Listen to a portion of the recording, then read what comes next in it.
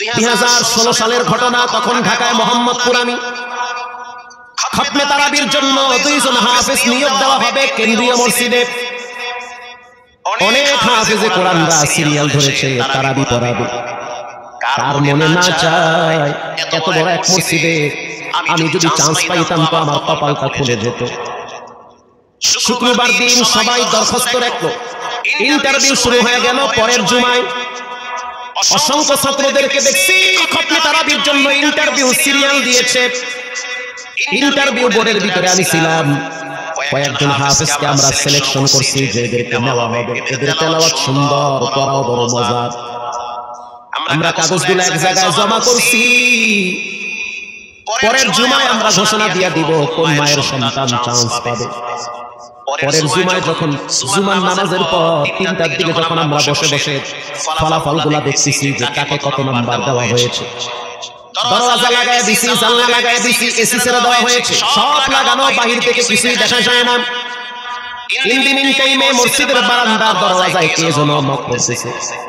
খাদেম সাহেব আস্তে করে জানলা খুলে উকি মাইরা দেখতেছে যে 2টা ছোট বাচ্চা বাহিরে দাঁড়িয়ে আছে, একেবারে অল্প বয়স। খাদেম প্রশ্ন করলো, তোমরা কারা, কেন আসছো? বলে, আমরা 2 জন আসছি খতমে তারাবির ইন্টারভিউ দেওয়ার জন্য। খাদেম সাহেব একবার পায়ের দিকে তাকায়, আবার জামার দিকে তাকায়, কারণ কথার সাথে বাহ্যিক সুরত মিলে না। অন্যান্য ছাত্রদেরকে দেখছি কত উন্নত পোশাক পরে, গেটআপ কত সুন্দর করে ইন্টারভিউ দেওয়ার জন্য আসছে। আর এই 2 জনের দিকে তাকায় দেখলাম মনে হয় রাস্তায় ভিক্ষা করতে করতে আইছে, মানায় না, একেবারে গরিব। খাদেম বলল, ইন্টারভিউর ম্যাচ শেষ, চলে যাও বাড়িতে, নেওয়া হবে না। যাদের ব্যাপারে পরীক্ষা নেওয়া হয়েছে তাদের ব্যাপারে ঘোষণা দেওয়া হবে। বাচ্চা 2টা নাসরবান্দা বলতে আছে, আমাদের তো টাকা নাই যে আমরা ভাড়া দিয়ে এখানে আসবো। বাবাই বড় কষ্ট করে 2-4 টাকা জমা কইরা পকেটে দিয়া পাঠায় দিছে, এজন্য আসতে দেরি হয়েছে। খাদেমের বড় মায়া লাগছে, কারণ খাদেমও গরিবের সন্তান। ভিতরে গিয়া মুয়াজ্জিন সাহেব বলতে আছে, ও ভাই, বাহিরে 2টা বাচ্চা দাঁড়ায় আছে, ওরা নাকি হাফেজ কোরআন, কিন্তু দেখলে তো মানায় না। মুয়াজ্জিন সাহেব ধমক দিয়া বলতে আছে, কোনো সুযোগ নাই, তাড়ায় দাও। খাদেম গিয়া ইমামের কানে কানে বলতে আছে, হুজুর, বাহিরে 2টা বাচ্চা দাঁড়িয়ে আছে, চেহারার ভিতরে এত মায়া,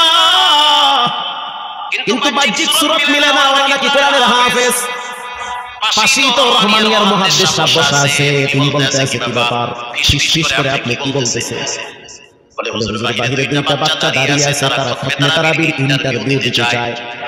মুহাদ্দিস সাহেব বলল, কোনো কথা নাই, আল্লাহর ঘরের দরওয়াজা খুলে দাও, এখানে কোনো পার্সিয়ালিটি চলবে না। আল্লাহর ঘরের দরওয়াজা সবার জন্য খুলে দেওয়া হবে, আসতে দাও, ভিতরে বসতে দাও। যদিও ওদেরকে দেখতে মানায় না, বংশগত তেমন মর্যাদা নাই, ভিতরে আল্লাহর কোরআন থাকার কারণে আমাদের উপরে ওয়াজিব হয়ে গেছে তাদেরকে সম্মান করা। কোন দিক থেকে মানায় না, কিন্তু ভিতরে আল্লাহর কোরআন আছে, এজন্য তাদের মর্যাদা অনেক বেশি। এবার বাচ্চা 2টা বাহিরে উযুখানায় গিয়া সুন্দর করে উযু বানাইলো। উযু বানাইয়া ভিতরে ঢুইকা আমি তাকায় দেখতেছি লঙ্গির এক মাথা নিচে আর এক মাথা উপরে। এতটাই ভয়াবহ অবস্থা, কিন্তু আজিব দৃশ্য। 2 জনের চেহারা একই রকম লাগে, 2 জনের চেহারা একই রকম লাগে। কে বড় কে ছোট বোঝা বড় কঠিন হয়ে গেছে। মুসলমান ভাইরা আমার, ইমাম সাহেব প্রশ্ন করলো, তোমরা 2 জনের বাড়ি কোথায়? বলে, আমরা নারায়ণগঞ্জে ভাড়া থাকি। বাড়ি কোথায়? বলে, আমাদের বাড়ি কুড়িগ্রামে। কুড়িগ্রাম থেকে ঢাকায় কেমনে আসছো? বলে, বাবা ঢাকায় নিয়ে আসছে। কয় মাসে কোরআন শরীফ খতম করেছো? বলে, আমরা 2 জনে 11 মাসে 30 পারা কোরআন খতম করেছি। ইমাম সাহেব একবার চেহারার দিকে তাকায়, একবার পায়ের দিকে তাকায়। স্থানীয় গণ্যমান্য অনেক ব্যক্তিরা তাকায় আছে এদের দিকে। ইমাম সাহেব বলতে আছে, বাবা, তারাবির ইন্টারভিউ শেষ হয়ে গেছে, বাড়ি চলে যাও। যেটা একটু দেখতেছো তো, ও চোখের পানি দেখলাম শিশু দিয়া বুঝতেছে। কেন কাঁদতেছো? বলে, আমরা গরিব, তার জন্য মনে হয় আমাদেরকে তাড়ায় দিতেছে। আমরা জানতাম না ইন্টারভিউ তাড়াতাড়ি শেষ হয়ে যাবে, আসতে দেরি হয়েছে, কারণ আমাদের তো ভাড়া টাকা ছিল না। বাবা কষ্ট করে কিছু টাকা দিয়েছে, সেটা দিয়ে এখানে আসছি। এবার মুহাদ্দিস সাহেব বলতে আছে, তাহলে একটা কাজ করো, তুমি কিছু তেলাওয়াত করে শোনাও। 2 জনেই উত্তর দিল যে আমরা তেলাওয়াত করলে তো আর নিবেন না, আপনারা প্রশ্ন করেন, আমরা 2 জনই উত্তর দিব। আমি তো আশ্চর্য হয়ে গেলাম, জীবনে কত হাফেজ দেখছি, এরকম হাফেজ দেখি নাই। প্রশ্ন করবেন, আমি উত্তর দিব।